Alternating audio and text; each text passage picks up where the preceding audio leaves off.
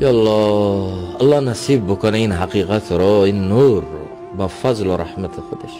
مفتی محمد رفیع عثمانی اون سالی که ایران تشریف آوردن جلسه ختم بخاری، داستانی رو از پدرشون مفتی محمد شفیع عثمانی نقل کردن، برای علما صحبت کردن.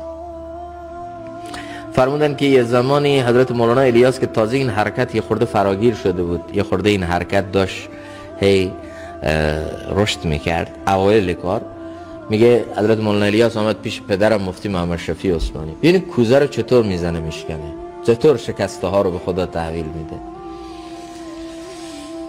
میگه آمد پیش پدرم گفت که گریه میکرد.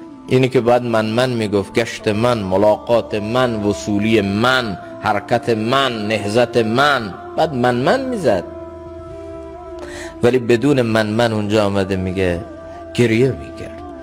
پدرم دست نوازش میگه رو سرش میکشید، بگو محمد الیاس، بگو مولانا چی شده؟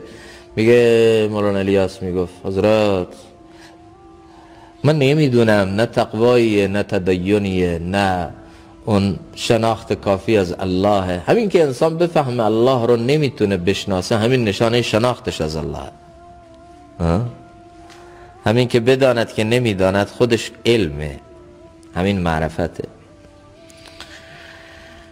من نمیدونم، هیچی ندارم، هیچی تو من نیست، ولی الله داره این حرکت جلو میبره. نکنه این استدراج باشه، چون گاهی وقتا الله دین خودش رو با فاجر و فاسق هم جلو میبره. در حدیث آمده یکی در یکی از غزوات و جنگ ها خوب میجنگید، پهلوانانه با شجاعت، مردم تعریفش میکرده. رسول پاک علیه السلام فرمود این جهنمیه. چطور جهنمیه یا رسول الله؟ این که خوب با شجاعت میجنگه.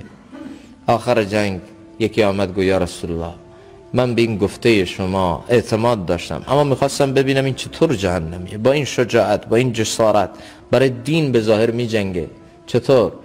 دیدم آخر جنگ زخمی شد و بر این زخمی که بر او وارد شده بود نتونست تاب بیاره، نیزه رو برعکس رو زمین زد، خودش رو روی نیزه انداخت، خودکشی کرد، دنیا رفت. ان الله لا یؤید هذا الدین برجل فاجر. گاهی وقتا الله دینش رو با فاسق و فاجر هم جلو میبره. مغرور نشیم که الله از ما کار میگیره.